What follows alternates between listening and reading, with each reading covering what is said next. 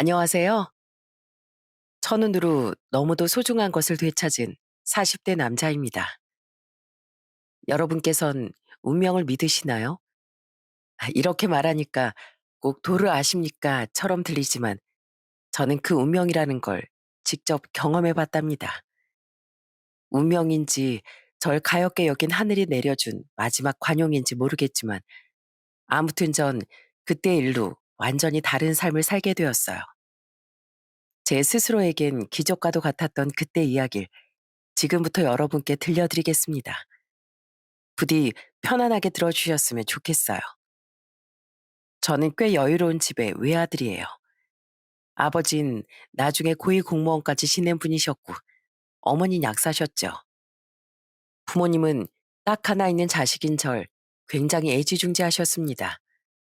문제는 저를 너무 오냐오냐만 하셨다는 거예요. 그런 부모님 아래서 저는 이기적이고 사회성이 없는 아이로 자랐어요. 친구들을 무시하고 이기적으로 굴며 천상천하 유아독존이다 보니 자연스레 제 주위엔 친구도 없어지더라고요. 제가 생각해도 당시 어린 시절 전 공부만 잘했지 정말 싹수가 없는 애였던 것 같아요. 그런 제게 유일하게 먼저 잘해주고 다가와줬던 친구가 있었는데요. 그 친구는 바로 국민학교 4학년 시절 처음 같은 반이 됐던 강숙란이라는 친구였어요. 새 학기가 되자마자 제 짝이 된 숙란인 친구가 없던 절 정말 잘 챙겨줬죠. 야, 너 나 좋아하냐? 왜 자꾸 나랑 붙어 다니려고 해? 숙란인 아무도 저와 짝을 하지 않으려는 체육 시간에 제게 먼저 짝을 하자며 손을 내밀어 주었고 늘 혼자 점심시간에 도시락을 먹던 제 옆에 남아 함께 도시락을 먹어 주었어요. 솔직히 전 자존심 때문에 친구가 필요 없는 척했지만 사실은 외로웠습니다. 그래서 제 옆에 있어주는 숙란이가 좋았지만 말은 굉장히 삐뚤어지게 나왔던 것 같아요. 저런 제 말에 숙란이 픽 웃으며 이렇게 말했죠. 너 친구 없잖아. 그래서 내가 친구해 주는 건데? 왜? 나 갈까? 너 나랑 놀기 싫어? 누가 가래? 그냥 물어본 거지. 숙란인 워낙 남녀노소 모두에게 인기가 많아 늘 주위에 친구들이 몰렸는데 항상 숙란이 옆에 있게 되다 보니 자연스레 저도 다른 애들이랑 조금씩 어울리게 됐습니다. 제가 평소처럼 친구들에게 못된 말이라도 하려고 하면 숙란인 제 등을 퍽퍽 치며 큰 소리로 야단을 치기도 했어요. 으이그, 야 박종구, 네가 그러니까 친구가 없는 거야. 너 때문에 민우가 넘어진 건데 미안하다고 해야지. 왜 넌 잘못 없다고 말하면서 오히려 애를 노려봐? 입장 바꿔서 민우가 널 넘어뜨렸는데 너처럼 행동하면 넌 좋겠니? 네가 뭔데 날 자꾸 가르치려고 들어. 우리 부모님이 난 틀린 거 하나도 없다고 하셨어. 부모님이 여기 계시지도 않는데 네가 잘못했는지 아닌지 어떻게 아시냐? 너 마마보이야? 네가 잘했는지 잘못했는진 지금 네 스스로 생각해야지. 저와 동갑이었건만 숙란인 정말 야무지고 똑똑했습니다. 저처럼 공부만 잘하는 철부지 애랑은 격이 달랐죠. 그런 숙란이 덕에 전 부끄러움도 많이 느끼고 반성도 많이 하게 됐어요. 그땐 너무 어려서 참 솔직하지 못했지만 돌이켜보면 전 그 4학년 때부터 숙란이를 짝사랑하기 시작했던 것 같아요. 야, 박종구, 우리 또 같은 반이네? 중학교 와서도 너랑 같은 반이 될 줄이야. 너무 반갑다. 야, 근데 너 많이 변했다. 친구들이랑도 잘 지내고, 너 그거다. 이 누나가 사람 만들어줘서 그런 거 알지? 숙란인 국민학교 6학년 때와 같은 중학교에 진학 후 2학년 때 저와 같은 반이 됐었습니다. 그때 저는 많이 활달해지고 재수없는 성격도 고쳐 주위에 친구가 꽤 많아졌어요. 숙란인 생글생글 웃으며 제게 장난을 쳤는데 사춘기 때라 그런지 그때도 제 입에선 괜히 틱틱대는 말이 나오더라고요. 웃겨. 이게 원래 내 성격이거든? 그리고 내가 너보다 생일이 2달은 빨라. 누나는 무슨. 사실 그 말과는 달리 전 숙란이에게 많이 고마워하고 있었어요. 만약 숙란이가 아니었다면 전 아마 평생 이기적이고 친구 없는 외톨이로 살았을지도 모르니까요. 중학교 3학년이 되면서 전 이사로 인해 같은 서울의 다른 동네로 전학을 가게 됐어요. 그때 당시엔 휴대폰이 보편화된 시대도 아니었고 숙란인 그 흔한 삐삐조차 없던 애라 우린 자연스레 인연이 끊겼죠. 하지만 혼자서만 오래도록 짝사랑했던 숙란인 아무리 시간이 지나도 제 가슴 속에서 잊혀지질 않더군요. 약대를 다니고 졸업 후 약사가 될 때까지 두어 번 이성과의 만남을 가져보긴 했지만 왜인지 그리 오래 가지 못하더라고요. 강숙란, 너 나 기억해? 나 종국이야, 박종국. 어? 야, 너 오랜만이다. 어쩜 이렇게 어릴 때 그대로냐? 안 그래도 조금 전에 애들한테 들었어. 너희 어머니처럼 약사 됐다며? 멋지다야. 그렇게 끝나지 않던 제 짝사랑은 제 나이 34살에 처음 열린 국민학교 동창회에서 꽃을 피울 수 있었습니다. 숙란이를 다시 만난 거죠. 어린 시절과 달리 많이 성숙해졌던 전 그날 이후 절대 숙란이를 놓치지 않았어요. 용기 내어 숙란이와 약속을 잡고 20여 년간 하지 못했던 고백도 하는 등 노력한 끝에 저는 숙란이와 연인이 될 수 있었습니다. 이후 우린 정말 뜨겁게 연애를 했어요. 저는 정말 이 사람 없으면 안 되겠구나 하는 절절한 마음을 숙란이에게 느꼈습니다.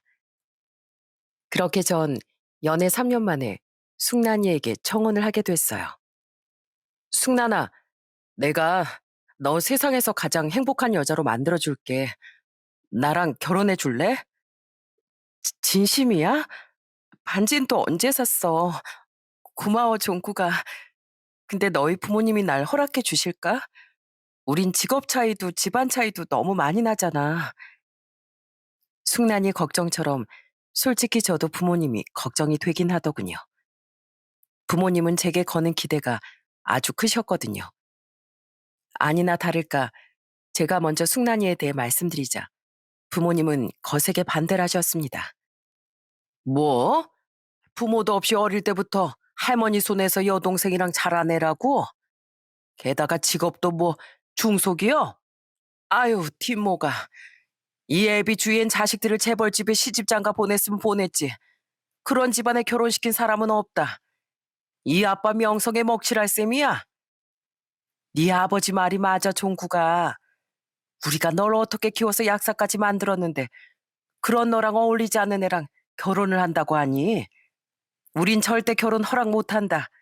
아예 인사시키지도 마. 무작정 그렇게 반대만 하지 마시고요. 어머니 아버지. 숙란이 아니었으면 지금의 저도 없을 거라고 말씀드렸잖아요. 숙란이 정말 멋지고 좋은 애예요. 만나보시면 분명 생각이 바뀌실 거예요. 부모님은 5살 때 사고로 부모님을 여인데다 형편도 고만고만하고 직업도 평범했던 숙란이를 절대 며느리로 드릴 생각이 없다고 하셨어요. 하지만 전 부모님을 끊임없이 설득했죠. 숙란이에게 미안해하면서요. 내가 직접 찾아가서 인사드려 볼게. 나도 종국이 너랑 꼭 결혼하고 싶으니까 너희 부모님께 잘 보이기 위해 최선을 다할 거야. 숙란이가 상처받을까봐 전 부모님의 허락을 얻어낸 뒤에 숙란이를 인사시키려고 했습니다. 하지만 당찬 숙란인 직접 자신이 저희 부모님께 인사를 드리고 설득을 시켜보겠다고 말했어요. 그런데 결국 부모님은 숙란이를 처음 보시기도 전에 결혼을 허락해 주시고 말았죠. 에휴, 뱃속에 우리 집안 핏줄이 생겼다니 어쩌겠니. 솔직히 우린 지금도 네가 마음에 안 든다. 근데 우리 종국이가 너 아니면 절대 안 된다고 하는 데다 아이까지 생겼다고 하니 이 결혼 허락하는 거야. 감사합니다. 저 두 분께 정말 잘하는 며느리가 될게요. 믿어주세요. 왜냐하면 바로 얼마 뒤 우린 우리에게 축복받은 생명이 찾아왔음을 알게 됐거든요. 숙란이의 뱃속에 아이가 생겼던 거죠. 절대 아이를 잃을 수는 없다고 못 박은 제 말에 부모님은 결국 결혼을 허락하고 숙란이의 인사도 받아주신 거예요. 그렇게 우린 드디어 결혼을 했습니다. 그리고 아내는 저희 집에 잘하려고 정말 많은 노력을 했어요. 안부 전화도 자주 드리고 저와 함께 자주 찾아가기도 하면서요. 하지만 부모님의 태도는 썩 따뜻하지 않으셨죠. 어머님, 아버님, 제가 집에서 갈비찜 좀 해왔는데요. 솜씨는 부족해도 열심히 만들었으니까 맛있게 드셔주세요. 재료는 좋은 거 샀니? 우린 비싸고 신선한 고기 아니면 안 먹는데. 아무튼 잘 먹으마. 맛이 없어도 잘 먹어보려고 노력은 하겠다는 소리야. 어머니, 애써 음식 만들어 온 사람한테 왜 말을 그렇게 하세요? 저는 아내를 대하는 부모님의 태도가 불편했지만 아낸 괜찮다며 제게 웃어 보이곤 했습니다. 부모님도 시간이 필요하실 거라면서요. 전 그런 아내에게 미안해서도 있지만 아내를 사랑하는 마음에 처가 식구들에게 정말 잘하려고 노력했어요. 결혼 후부터가 아니고 연애 시절에도 저는 종종 아내 집에 찾아가 처제와 아내를 키워주신 할머님께 선물도 드리고 잘해드리곤 했죠. 할머님, 오늘 드신 전복 어떠셨어요? 아주 실하고 맛있었죠? 그래, 내 그렇게 토실토실한 전복은 처음 먹어봤네, 박서방. 근데 매번 너무 비싼 음식만 사주는 거 아니야? 고마워서 나도 뭐라도 더 해주고 싶은데 이 늙은이가 뭐 해줄 게 있어야지. 아유, 저희 집사람을 이렇게 잘 키워주셨는데 그거 이상으로 뭘 더 해주세요. 그냥 오래오래 건강만 하세요, 할머님. 우리 다음엔 바다 보러 갈까요, 할머님? 저번엔 남해로 갔으니까 이번엔 동해로 가요. 이 손주 사이가 아주 편안히 모시겠습니다. 처제, 자, 타. 어머, 형부, 우리 회사까진 어쩐 일이세요? 그제 처제 언니랑 말다툼했다며? 처제 성격에 그런 걸 주변에 하소연하고 다닐 사람도 아니고 혼자 속상해하고 있을 것 같아서 위로해 주려고 왔지. 처제 언니 뒷담화도 같이 해주고 우리 오늘은 우리 집사람 빼고 둘이서만 맛있는 거 잔뜩 먹고 들어가자. 언니 뒷담화요? 좋죠. 역시 우리 형부가 최고라니까. 저도 알아요. 언니가 저 걱정해서 이런저런 잔소리하는 거라는 거. 근데 언닌 가끔 잔소리가 너무 과해서 문제예요. 고작 우리 3살 차인데 언닌 제가 아직도 어린애인 줄 안다니까요. 참 인간적이고 따뜻한 처가 식구들이 전 진심으로 좋았습니다. 그랬기에 연애 시절부터 더 자주 찾아가 처가 식구들과 시간을 보내길 좋아했던 거죠. 뿐만 아니라 저는 특히 날이 갈수록 연로해지시는 할머님의 건강도 열심히 챙겼어요. 약사로서 노인에게 좋은 영양제를 추려 사다 드렸고 비싼 종합 건강검진도 시켜드리면서 말입니다. 여보, 짜잔. 당신 며칠 전부터 먹고 싶어 했던 파스타야. 맛있겠지? 쉬는 날인데 늦잠 좀 자지. 언제 일어나서 이런 걸 준비했어. 에이, 사랑하는 당신이랑 우리 아이를 행복하게 해주기 위해서라면 잠 같은 건 1년 안 자도 돼. 또 오버한다. 어디 그럼 맛 좀 볼까? 어, 너무 맛있어, 여보. 정말? 아, 다행이다. 앞으로 먹고 싶은 거 있으면 다 말만 해. 내가 평생 만들어 줄 테니까. 누구보다 소중한 존재인 아내에게 제가 잘했던 건 말할 것도 없었습니다. 이렇게 행복한 결혼 생활을 하며 이젠 부모님만 제 아내에게 차츰 마음을 열어주시면 모든 게 완벽할 거라고 생각했어요. 하지만 우리의 결혼 생활은 결코 순탄하게 흘러가지 않더군요. 미안해, 여보. 우리 아이 내가 끝까지 지켜주지 못했어. 아내는 임신 6개월 만에 유산으로 아이를 잃고 말았습니다. 그렇게 아이를 떠나보낸 후 아내는 정말 많이 힘들어했어요. 저는 그런 아내의 몸과 마음을 회복시키기 위해 아내를 살뜰히 보살폈죠. 하지만 날이 갈수록 아내는 힘들고 우울해하더군요. 시간이 흐른 어느 날 전 아내를 자꾸 그렇게 만든 원인을 알게 됐어요. 여보, 사실 나 어머님, 아버님 때문에 너무 힘들어. 가뜩이나 우리 아이 잃은 것도 너무 슬프고 속상한데 두 분 때문에 정말 미칠 것 같아. 뭐? 그게 무슨 소리야? 어느 날 눈물을 흘리며 이야기를 털어놓던 아내의 말을 듣고 저는 소스라치게 놀라고 말았어요. 그동안 아내를 힘들게 만든 사람은 바로 저희 부모님이더라고요. 어머님하고 아버님, 내가 유산한 후에 번갈아 가면서 자꾸 전화를 하셨어. 처음에 위로하시려는 줄 알고 받았더니 그게 아니더라. 두 분은 이제 걸림돌인 아이도 없는데 당신이랑 하루빨리 이혼하라고 날 종용하셨어. 내가 죄송하지만 그럴 수 없다고 하니까 어머님이 글쎄 뭘 하셨는지 알아? 뭐라고 하셨는데? 내 씨가 나빠서 애가 유산된 거래. 그리고 난 애를 잃은 것처럼 앞으로도 당신 앞에 부름만 가지고 올 팔자 더러운 애니까 당장 당신 옆에서 떨어지라고 하시더라고. 나 정말 크게 상처받았어. 너무 놀라서 심장이 쿵쾅대더군요. 아내는 그동안 제 부모님에게 날이 바짝 선 말들로 이혼을 강요당했던 거예요. 아내는 제 부모님이 저 몰래 아내에게 뱉어낸 가시 같은 말들을 털어놓으며 서럽게 흐느꼈습니다. 그걸 대체 왜 나한테 말을 안 했어? 왜 그걸 듣고만 있었냐고.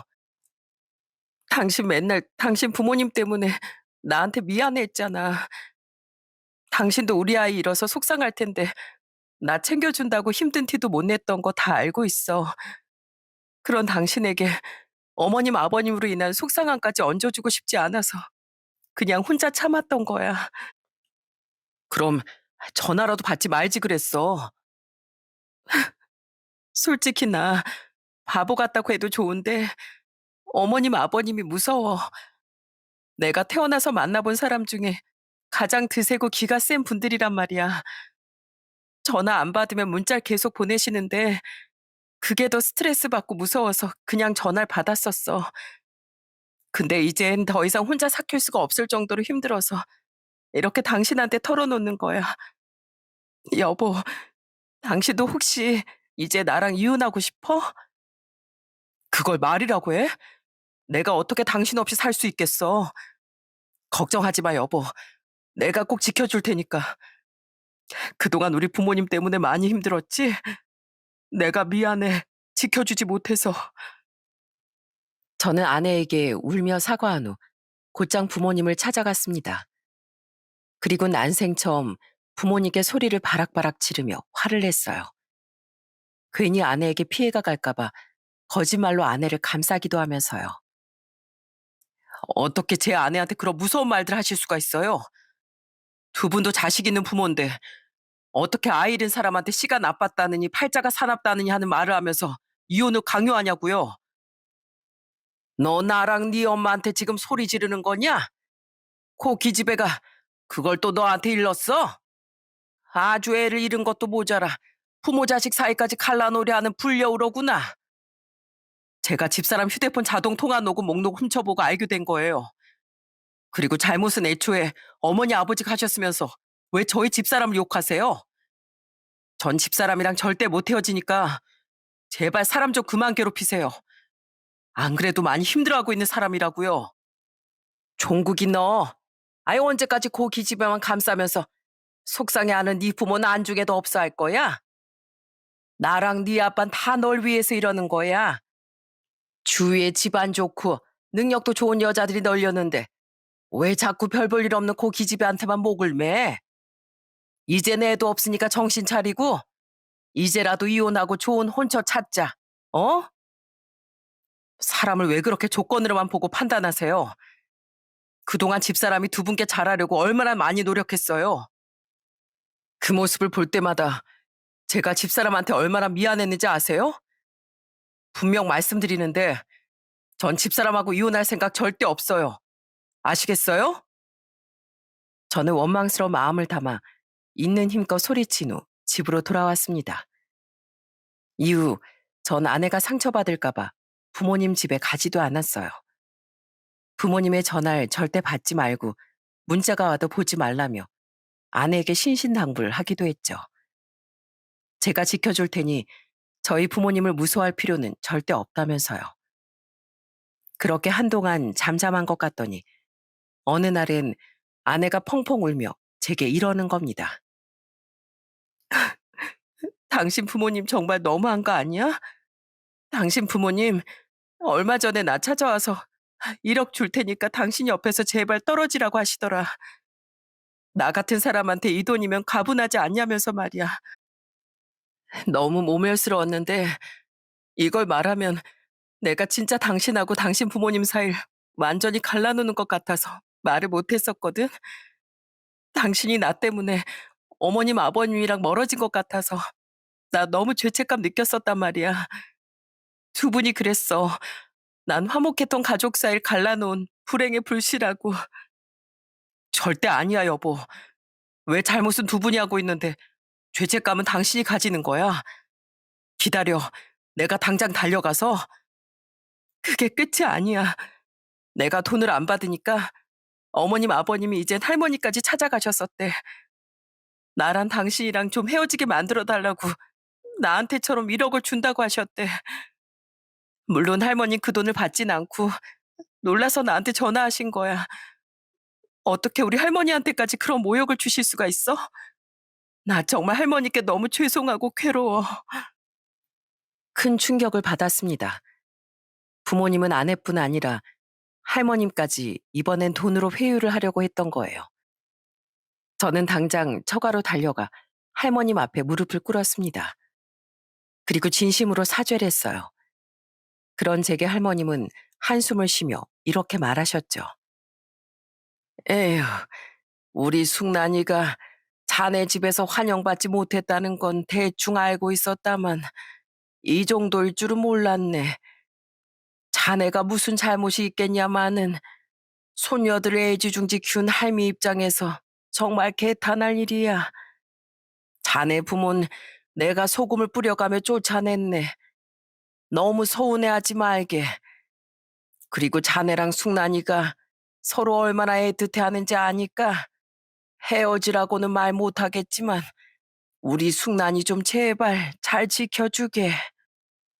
그날 할머님께 눈물로 용서를 빈 뒤 저는 다시금 부모님을 찾아가 집을 뒤집어 엎어버렸습니다.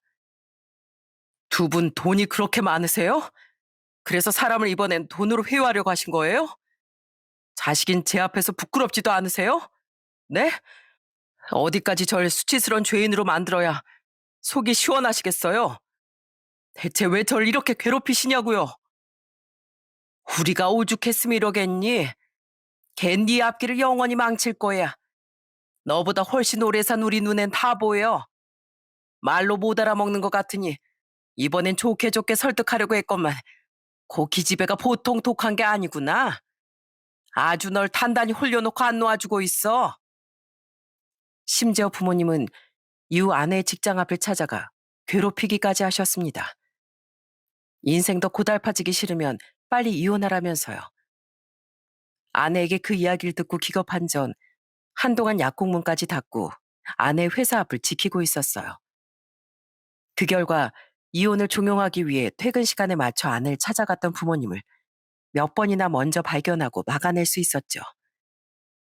전 그렇게 아내를 지키기 위해 최선을 다했습니다. 하지만 아내 끊임없이 지쳐갔던 모양이었어요. 결국 결혼한 지 1년 반쯤 됐던 어느 날 아내는 제게 이혼하자고 하더라고요. 나 너무 힘들어. 이건 살아도 사는 게 아니야. 미안한데 여보, 우리 그만 이혼하자. 내가 행복해질 수 있는 방법은 이 집안을 벗어나는 일밖에 없는 것 같아. 나 때문에 우리 할머니도 너무 속상해 하시잖아. 여보, 내가 더 잘할게. 어?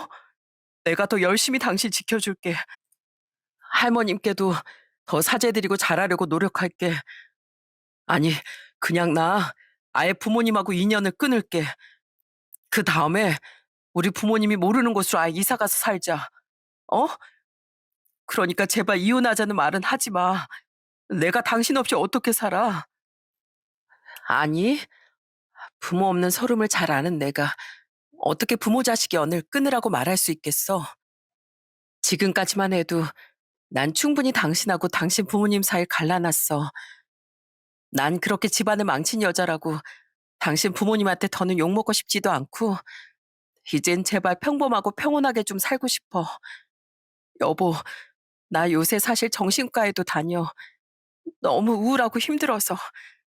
제발 나 좀 살려줘. 나 좀 제발 놓아줘. 저는 엉엉 울고 매달리며 그런 아내를 붙잡았습니다. 하지만 제가 부모님과 인연을 끊겠다고까지 해도 아내의 마음은 이미 확고하더라고요. 저는 결국 아내를 놓아줄 수밖에 없었어요. 힘들어서 정신과까지 다니게 된 아내의 망가진 마음과 스트레스 때문에 말라도 너무 말라버린 아내의 몸을 보니 더는 욕심을 부릴 수가 없겠더라고요. 아내가 더욱 불행해지지 않게 하기 위해 전 아내를 놓아줘야만 했습니다. 저는 아내를 눈물로 보냈고 할머니과 처제와도 눈물의 작별을 해야 했죠. 아이고, 잘했다 우리 아들. 그래, 아직 늦지 않았어. 이 엄마가 주위에 좋은 새 혼처 있나 얼른 알아보마. 우리 아들이 이제야 올바른 길로 가게 됐구나. 우리 오랜만에 셋이 술이나 한잔할까? 오늘 위스키가 아주 달겠구나. 아내와 제가 갈라서자 부모님은 경사가 난 듯 좋아하시더군요. 하지만 전 그런 부모님을 싸늘한 눈으로 보며 절연을 통보했어요. 제가 이혼하면서 포기한 가족은 아내뿐만이 아니에요. 전 이제 두 분도 안 보고 살 겁니다. 그러니까 앞으로 두 번 다신 이 아들 찾지 마세요. 뭐? 총구가 그게 무슨 소리야? 너 아직도 이 엄마랑 아빠 마음을 모르겠어? 우린 다 널 위해서 그런 거야. 우리가 얼마나 널 힘들게 낳고 키웠는데 수준이 안 맞아도 적당히 안 맞는 집안애였어야지 걔가. 사람 수준을 돈과 직업으로만 판단하는 두 분 잣대가 결국 저랑 집사람을 망가뜨린 거예요. 두 분이 절 사랑으로 키우셨다는 건 알지만 제 아내 또한 할머님의 누구보다 소중한 보물인 사람이에요. 남의 자식을 함부로 무시하고 괴롭힌 죄, 두 분의 자식인 절 잃는 걸로 돌려받는다고 생각하세요. 그리고 자꾸만 제 아내에게 불행의 불씨라고 하셨는데 저와 두 분 사이를 갈라놓은 건 두 분 자신이세요. 그동안 키워주셔서 감사했습니다. 안녕히 계세요. 예, 총구가. 저는 저를 붙잡는 부모님을 뒤로하고 부모님 집을 나왔습니다. 이후 전 부모님이 찾아오시지 못하도록 아예 이사를 했어요. 그리곤 매일같이 술을 달고 살았죠. 퇴근하면 약국 주변의 술집을 찾아가 새벽까지 술을 퍼먹거나 아니면 집에서 술을 마시며 아내와의 사진을 들여다보다 울다 지쳐 잠들곤 했어요. 여보, 이때 우리 참 행복했었는데 어쩌다 우리가 이렇게 됐을까? 왜 내 전화를 안 받는 거야? 당신은 나 없이 지낼 만한 거야? 보고 싶어, 여보. 술을 잘 하지 않던 전엔 미처 몰랐는데 사람이 너무 괴로우니 술을 찾게 되더군요. 어떻게든 잠에 들기 위해서요. 그래서는 안 되지만 저는 숨이 턱턱 막히는 괴로움에 아내에게 전화를 해보기도 했습니다. 하지만 아내는 저와의 연락을 아주 냉정하게 딱 끊어버렸어요. 결국 제가 할 수 있었던 건 죄송하게도 할머니께 전화해 하소연을 하는 일뿐이었죠. 전 그렇게 딱 한 번 할머니께 전화를 드려서 진상을 피웠는데 그때 할머님은 그런절 조용히 달래주셨습니다.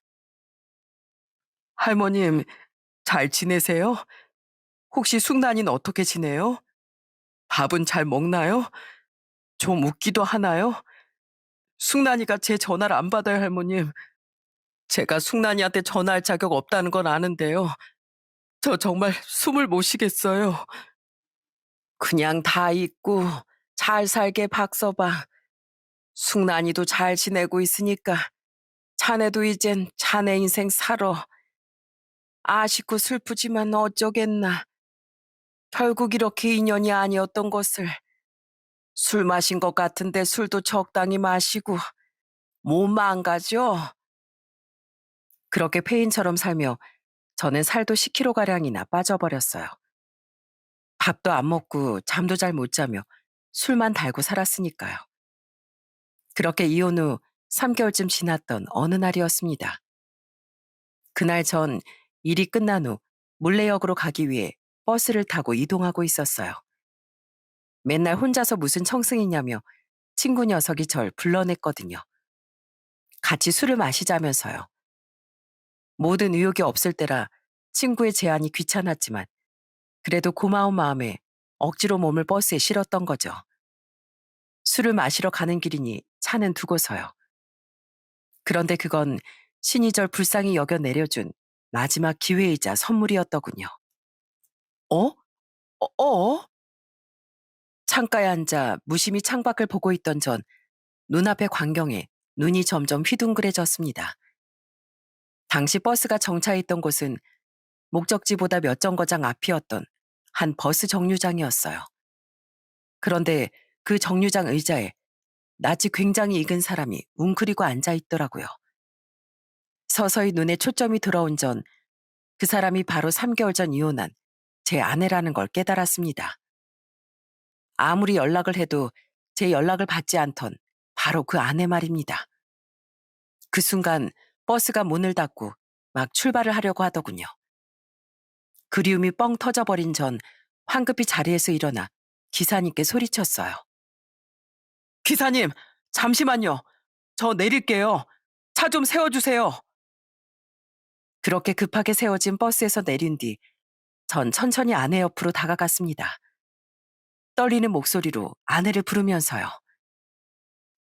여보, 왜 여기 있어? 여긴 어쩐 일이야? 어? 당신이 왜 여기? 난 그냥 외근 끝나고 퇴근하려고. 난 어디 가는 길에 당신을 보고 버스에서 내렸어. 근데 여보, 어디 아파? 왜 이렇게 안색이 안 좋아? 세상에 이 땀 좀 봐. 안 되겠다. 병원 가자. 얼른. 그런데 아내의 상태가 어딘가 굉장히 나빠 보이더군요. 아내는 힘이 하나도 없었고 안색도 파리했어요. 게다가 무슨 땀을 그렇게 많이 흘리는지 딱 봐도 아내의 몸엔 문제가 있어 보이더라고요. 약사인 전 한눈에 아내가 환자라는 걸 알아봤습니다. 자세히 보니 아내는 그냥 웅크리고 있는 게 아니라 거의 축 늘어져 있는 상태였어요. 반가움이고 뭐고 아내의 걱정에 눈이 뒤집힌 전 얼른 아내를 데리고 택시를 잡았습니다. 됐어. 그냥 가. 나 괜찮아. 병원 가더라도 내가 알아서 갈게. 지금 제대로 앉아있지도 못하면서 왜 그렇게 자존심을 부려? 그냥 내가 알아서 한다니까. 그냥 내 말 들어. 사람들 앞에서 이렇게 쓰러지는 것도 민폐인 거 몰라? 잔말 말고 빨리 와. 택시! 택시! 그 와중에 그냥 가라는 아내와 저는 실랑이까지 해야 했어요. 결국 전 아내를 병원에 데리고 가기 위해 모진 말까지 내뱉은 후에야 아내를 병원에 데려갈 수 있었죠. 아내는 몸도 잘 가누지 못해 전 아내를 거의 들쳐업다시피 부축해서 택시에 태우기까지 해야 했어요. 아내는 병원에 도착하자마자 의식을 잃진 않았지만 거의 축 늘어져 버렸습니다. 아내가 검사를 받는 동안 저는 아주 초조하게 기다렸어요. 그리고 잠시 뒤 의사가 저를 따로 조용히 부르지 않겠어요? 보호자분, 잠깐 와보셔야겠는데요. 그때 절 부른 의사의 말은 충격적이기 그지없었습니다. 의사는 제게 심각한 표정으로 말했어요. 강숙남 환자분, 지금 임신 중인 거 알고 계셨나요? 네? 임신이요? 모르셨어요? 5개월쯤 되신 것 같던데. 하긴 워낙 마르셨고 배도 작은 데다 옷도 펑퍼짐한 걸 입으셨으니 모르셨을 수도 있겠네요. 지금 환자분은 임신으로 인한 저혈압이 온 데다 몸이 많이 약해진 상태예요. 임산부 치고 너무 마르셨으니 평소에 신경 좀 써주셔야 할 것 같아요. 그리고 더 큰 문제는 이건데, 더 큰 문제가 있다고요? 저와 이혼한 지 3개월밖에 안 된 아내가 임신 5개월이라니 이게 무슨 일인가 싶어 머리가 하얘지더군요.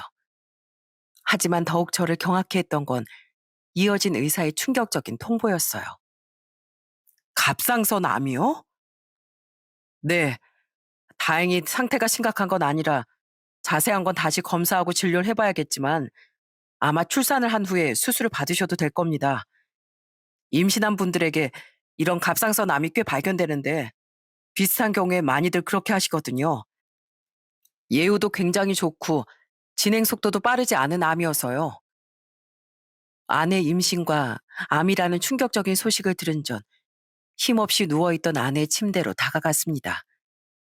조금 기운을 차린 아내는 상체를 일으켜 앉아있더군요. 저는 그런 아내의 손을 잡고 눈물을 흘리며 말했어요. 여보, 당신 임신했었어? 대체 언제 알게 된 거야? 어? 그래서 자꾸 나한테 가라고 한 거구나. 내가 알게 될까봐. 그리고 당신 갑상선 암이래. 이것도 알고 있었어? 아, 암? 임신 사실 숨긴 건 미안해. 근데 내가 암이라니. 난 그냥 요새 몸이 좀 피곤하고 안 좋은 줄만 알았는데 내가 암이라고? 그래, 이 미련한 여자야. 임신한 사람이 몸은 왜 이렇게 말랐어? 이렇게 잘 안 챙겨 먹고 다니니까 그런 무서운 병이 걸리는 거잖아. 저는 눈물을 쏟아내며 의사에게 들은 병에 대한 설명을 아내에게 해주었습니다. 다행히 아이를 충분히 지킬 수 있다는 말에 그제 아내는 안심하는 것 같더라고요. 저는 그런 아내에게 눈물을 여전히 펑펑 쏟으며 물었어요. 대체 왜 나한테 임신했다고 말을 안 했어? 언제 알았어? 설마 나랑 이혼하기 전부터 알았던 거야? 맞아. 그래서 나 당신한테 이혼하자고 말한 거야. 뭐? 그게 무슨 소리야? 나 아이를 지키려면 그 집에서 나와야 한다고 생각했어. 알지? 당신 부모님이 날 얼마나 싫어하고 괴롭혔는지. 그런 사람들이 내가 다시 임신했다고 한들 절대 날 곱게 봐줄 것 같지가 않았어. 가뜩이나 나 때문에 당신하고 멀어졌다고 원망하던 분들이었으니까 내가 처음 임신했을 때보다 훨씬 날 못마땅해 했을 게 당연하잖아. 난 이번엔 정말 우리 아이를 지키고 싶었어. 그래서 미안하지만 당신에게서까지 도망쳤던 거야. 당신하고 연락이 닿으면 분명 당신 부모님도 우리 아이의 존재를 알게 될 테니까. 난 당신 연락도 전부 안 받았던 거야. 혹시 당신 부모님이 나랑 당신을 갈라놓으려고 우리 애한테까지 무슨 해코지라도 할까 봐. 난 당신 부모님이 정말 너무 무서웠어. 아는 거의 절규를 하며 제 손을 잡고 엉엉 울었습니다. 그러니까 아내는 아이를 지키기 위해 이혼을 선택했던 거예요. 그 와중에 그 착한 아내는 제게 임신 사실을 숨겨서 미안하다고 사과까지 하더라고요. 저는 제 아이까지 다시 가진 아내를 무조건 제가 지켜줘야겠다고 생각했습니다. 저는 아내의 손을 꼭 붙잡고 애원하기 시작했어요. 여보, 나 당신하고 이혼하자마자 우리 부모님하고 인연 끊었어. 그리고 나 부모님이 모르는 곳으로 이사도 했어. 물론 약국에 옮기지 못했지만 한두 번 찾아오신 걸 냉정하게 외면했으니까 더 이상 거기로 찾아오시진 않더라. 그러니까 여보, 제발 나랑 다시 같이 살자. 이번엔 내가 진짜로 당신하고 우리 아이 지켜줄게. 이젠 당신을 괴롭힐 부모님도 어디에도 없어. 제발 여보, 나 당신 없이 사는 3개월 동안 정말 숨만 붙어 있는 채로 살았어. 내 얼굴 좀 봐. 이게 사람 몰골이야? 제발 한 번만 내게 기회를 줘. 제 애원에 아내도 눈물을 멈추지 못하더군요. 결국 아내는 앙상해진 제 얼굴을 매만지며 절 받아주었죠. 얼굴이 이게 뭐야. 나 같은 건 다 잊고 살지 그랬어. 여보, 사실 나도 너무 힘들었어. 애를 생각해서라도 잘 먹으려고 애를 썼는데 당신이 너무 보고 싶어서 밥도 잘 넘어가질 않더라. 그래서 이렇게 마르고 저혈압에 암이라는 무서운 병까지 찾아왔나 봐. 나도 당신이 너무 그립고 힘들었어. 정말이지? 당신도 내가 보고 싶었던 거지? 여보, 이젠 우리 이 두 손 다시 놓지 말자. 당신도 우리 아이도 내가 반드시 지켜낼 거야. 내가 당신 병도 다 낫게 할 거고 우리 아이도 지켜낼 거라고.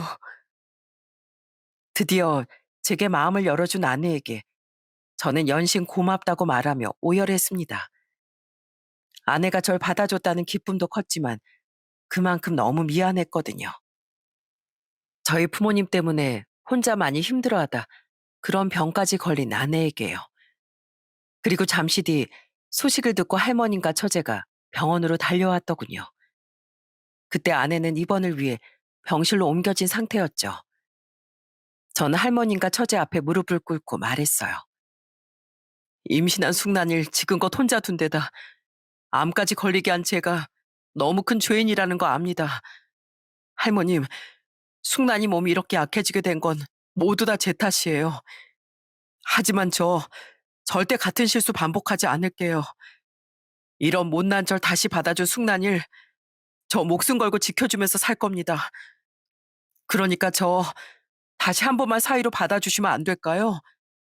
처제, 날 다시 한 번만 형부로 받아주면 안 될까?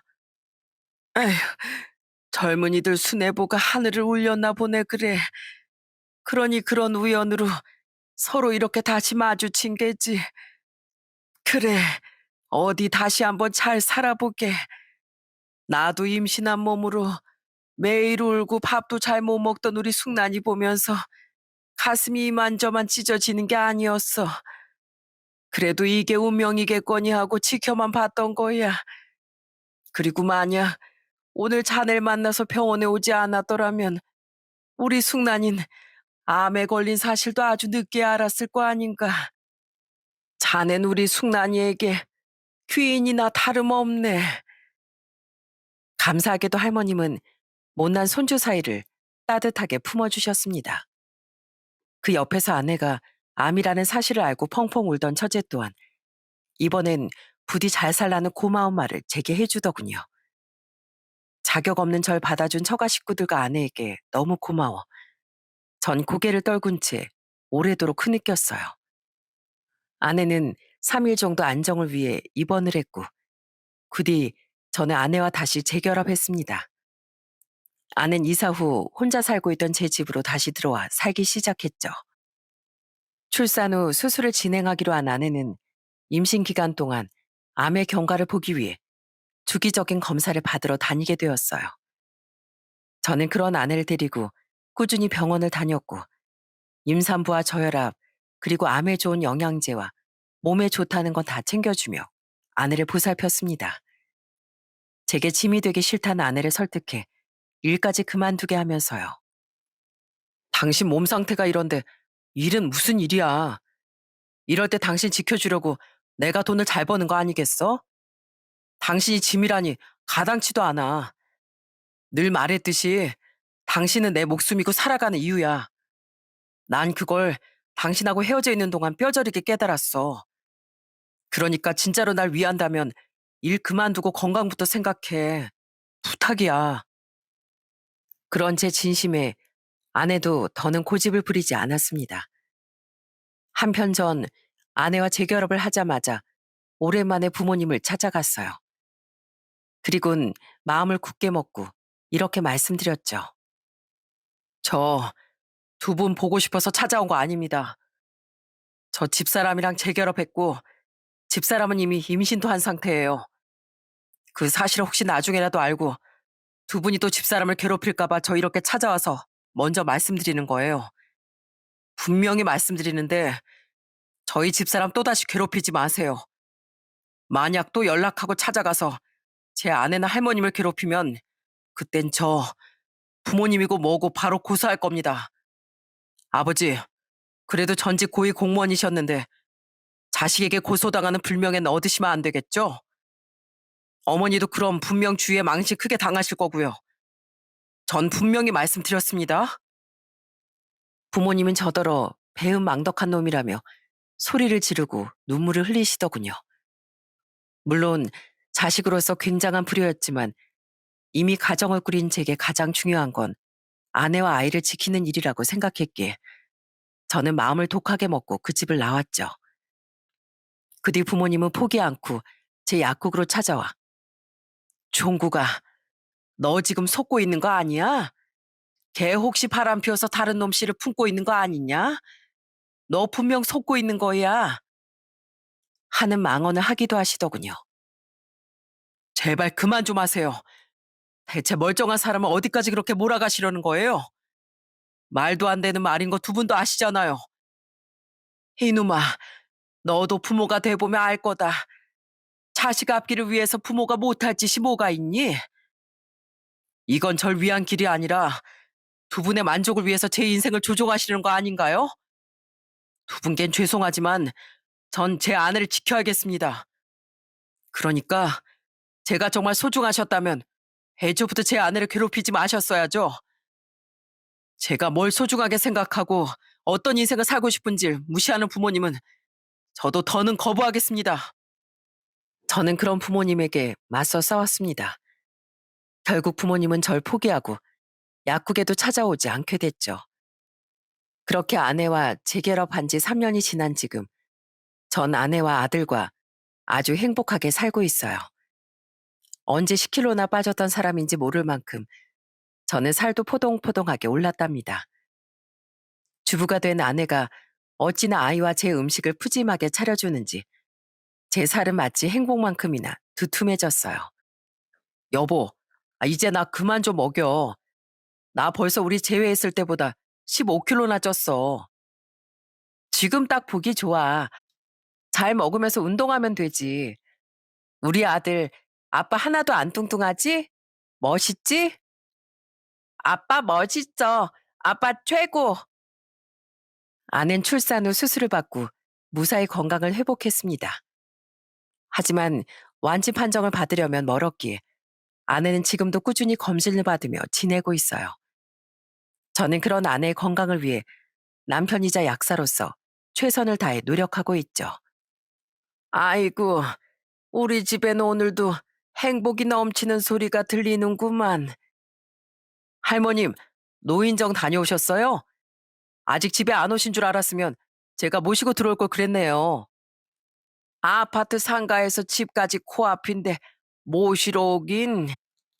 자네도 참 항상 유난일세. 저와 아내는 2년 전부터 더 넓은 집으로 이사한 후 할머님도 함께 모시고 살고 있습니다. 처제가 결혼하며 연세가 많이 드신 할머님을 혼자 두기 너무 걱정됐거든요. 아내를 꼭 닮으셔서 저에게 짐이 되기 싫다고 어찌나 고집을 부리시던지 합가를 위해 설득하느라 얼마나 제가 애를 먹었는지 모릅니다. 다행히 할머님은 여전히 정정하시고 처제 또한 좋은 남자에게 시집간 후 아주 행복하게 잘 살고 있답니다. 한편 얼마 전 전 아주 오랜만에 부모님께 연락을 받았어요. 오랜만에 걸려온 어머니의 전화를 그냥 무시하기 어려워 받아본 전 그만 깜짝 놀라고 말았죠. 종구가 잘 지냈니? 우리 며느리랑 손주도?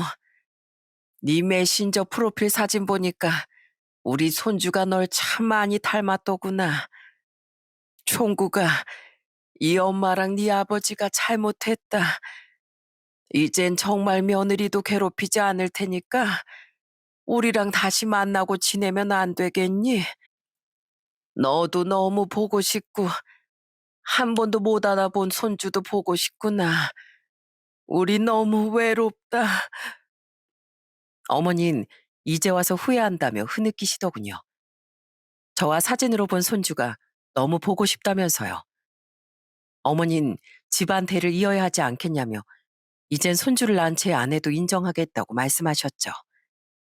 하지만 저는 그런 어머니께 씁쓸한 마음으로 이렇게 말했어요. 이제 와서 아무 일도 없었던 것처럼 잘 지내기엔 제 아내가 너무 큰 상처를 받았어요. 우리에겐 조금 더 시간이 필요할 것 같네요. 그게 얼마나 걸릴지 모르겠지만은요. 저흰 지금 너무 행복해요. 그러니까 혹시라도 찾아와 이 행복을 깨지 말아주세요. 죄송합니다. 이렇게 말하고 전화를 끊은 뒤 전 아직까지 아내에게 그때 일을 말하지 않았습니다. 괜히 부모님에 대해 말했다가 겨우 아문 아내의 상처가 들쑤셔질까 봐요. 부모님과 우리의 관계가 언제 회복이 될지, 아니, 회복이 될 수 있을지 모르겠지만 저는 우선은 이대로 지금의 행복을 지키며 살아가려고 해요. 상처는 치유되지만 흉터는 남는다. 그러나 흉터는 삶의 흔적이 된다는 말이 있습니다. 부모님께서 아내뿐 아니라 제 가슴에까지 남긴 상처는 오래도록 쉽게 사라지지 않을 것 같아요. 하지만 언젠간 아내와 희미해진 흉터를 뒤돌아보며 웃을 수 있는 날이 오기를, 그리고 그날이 검은 머리 파풀이 될 때까지 오래오래 계속되길 바라며 살아가려고 합니다. 두 번 다시 일어선 안 될 아내와 제 아들을 지켜주면서요. 만약 그날 그 버스 정류장에서 아내를 보지 못했다면 지금 전 어떻게 살고 있을까요? 제 아내와 아이는요? 정말 상상도 하고 싶지 않을 만큼 슬프고 끔찍할 것 같아요. 저는 다행히 하늘의 관용으로 인해 아내와 아이를 되찾을 수 있었지만 여러분께선 저처럼 바보같이 사랑하는 사람을 한 번이라도 놓치지 말고 꼭 붙잡고 지키며 살아가셨으면 좋겠습니다. 너무 각박하고 믿을 사람 하나 없는 요즘, 내가 사랑을 줄 수 있는 사람은 그만큼 가치 있고 소중한 존재일 테니까요. 제 이야기는 여기까지입니다. 모두 다가오는 연말 잘 마무리하시고 올해의 마지막 날까지 행복하시길 바랍니다. 사랑하는 사람과 가족들 곁에서요. 제 이야기 끝까지 들어주셔서 정말 감사드립니다.